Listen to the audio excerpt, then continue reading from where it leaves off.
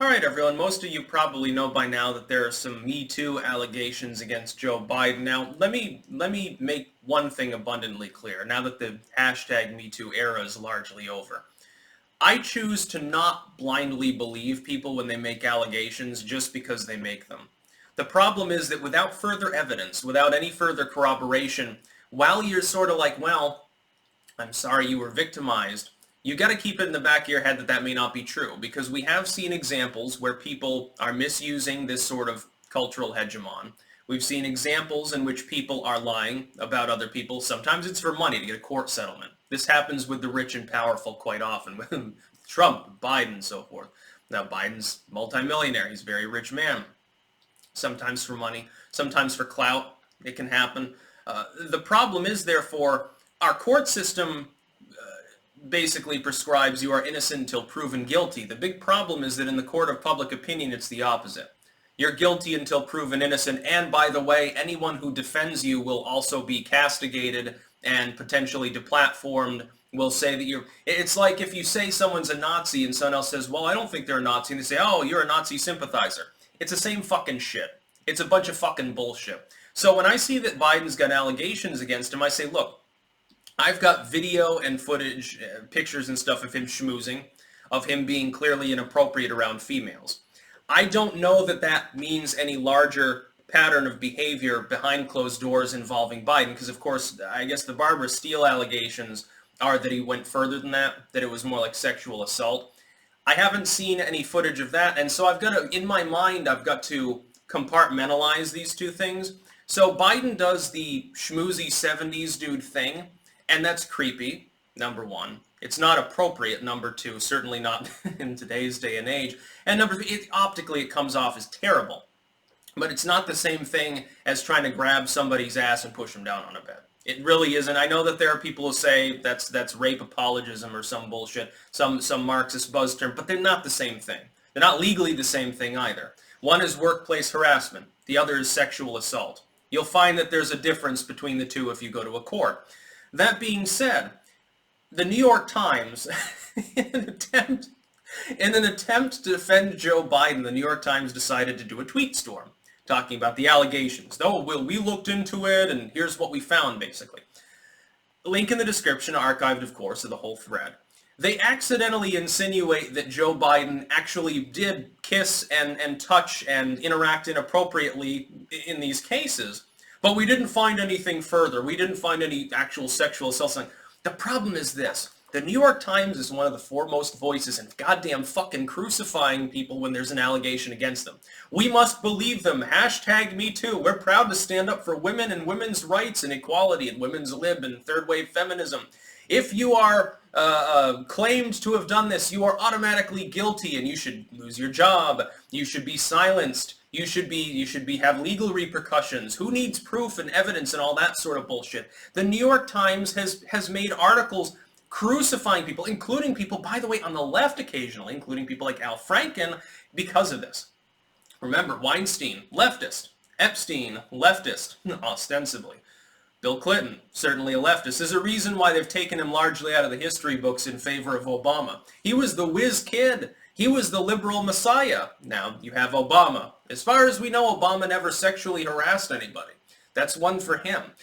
That being said, though, the hypocrisy, the staggering hypocrisy of the New York Times, taking the Billy Bush tape, the 2016 election with Trump, the president, running with it, saying, well, he's such a greasy, piggish man. We've got these allegations. Here's this 50-year-old allegation we dug up of a high school girl who says that Donald, groped her at a drunken party once. They take it seriously. They insinuate that anyone that doesn't take it seriously is bad, is bigoted, hates women, and is wrong, that they're defending rape or defending sexual assault or something. And yet they let Biden skate on exactly the same thing and accidentally admit that they believe that Joe Biden did touch people inappropriately, did kiss people against their wishes, did make them feel chronically uncomfortable being female.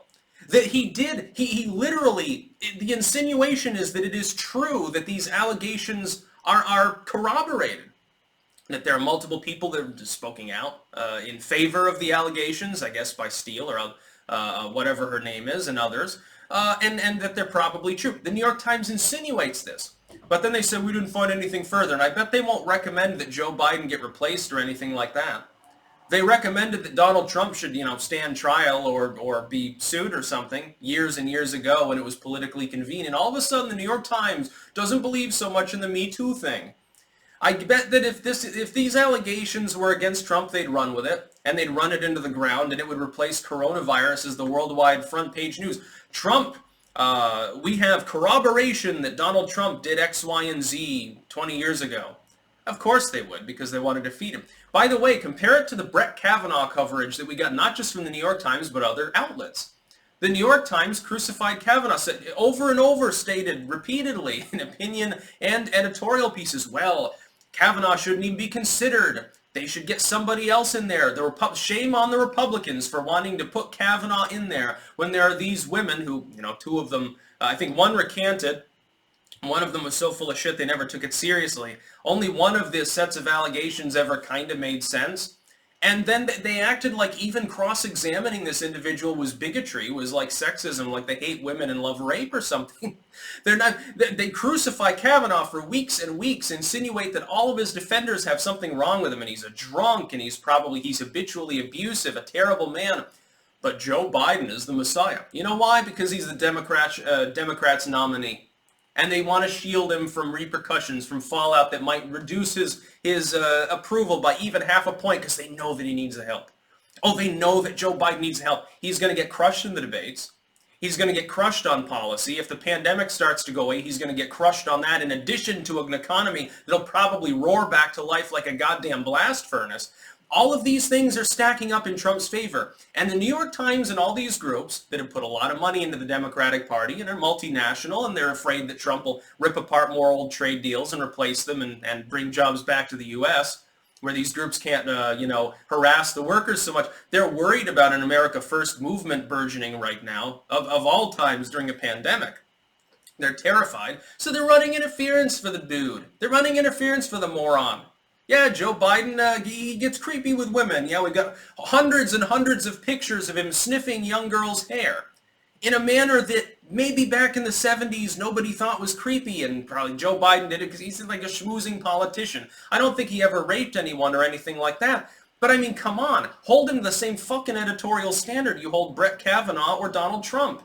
Donald Trump, 15-year-old tape of him joking around with Billy Bush. Oh, he gets castigated. Kavanaugh, you got a 30-year-old allegation from his fucking college years by someone who can't even find a single person to corroborate the story. And in fact, Kavanaugh has several people that corroborate his version of events. He's terrible. He can't even be considered for SCOTUS. We can't give such a high position to someone who's a rape lover, but we can give the presidency to someone who, on tape again, does exactly corroborate the fact that he engages in this behavior.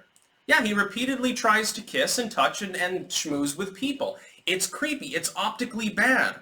And I seem to recall these groups even call it a conspiracy theory to say that this pattern of behavior is inappropriate. But if it were displayed by anyone with an R after their name, anyone who is a libertarian, anyone who is nationalistic or populistic in any variant, or even many Democrats, as long as they're not on the far left or the current presidential nominee for their party, all of them get dragged under the bus and then stomped on repeatedly by a line of horses and then run over with a steamroller. And then it's insinuated they shouldn't even be able to put on a defense. They should be deplatformed so widely they can't even defend themselves legally because nobody will touch them. They'll be like a goddamn pariah, a fucking leper. But with Joe Biden, that's okay. Yeah, let's insinuate that these tales are true and then say we recommend that nothing happened. Yeah, no, Biden 2020, says the New York Times. That's going to be real good, by the way, of the women's vote. The first time he schmoozes with his running mate, who, by the way, will be a female, Kamala, Klobuchar, whoever it is, that'll be the death knell of his campaign. He'll have a brain fart, a dementia moment, and he'll schmooze with his own VP. That'll be funny. Can you imagine his White House, by the way? When he gets to be the big man with the big stick, and he's around all these female staffers and stuff? Don't you think this is a recipe for disaster, especially when he might die of an aneurysm while boinking his secretary? Like if he tries to pull a Clinton, he'll probably have a stroke. He gets incapacitated, dies, has to leave office. The first female president is the unelected result of Joe Biden being a pervert. Can you goddamn imagine if the truth comes out about something like that? They'd cover it up for even nonpartisan reasons at that point just to save diplomatic face. They'd muzzle the press. The Secret Service would be saying no cameras allowed at the funeral, so you don't see his raging boner. There'd be people taking little rings and trying to toss it onto Biden's boner, actually. That'd be pretty funny. That's about all. Peace out.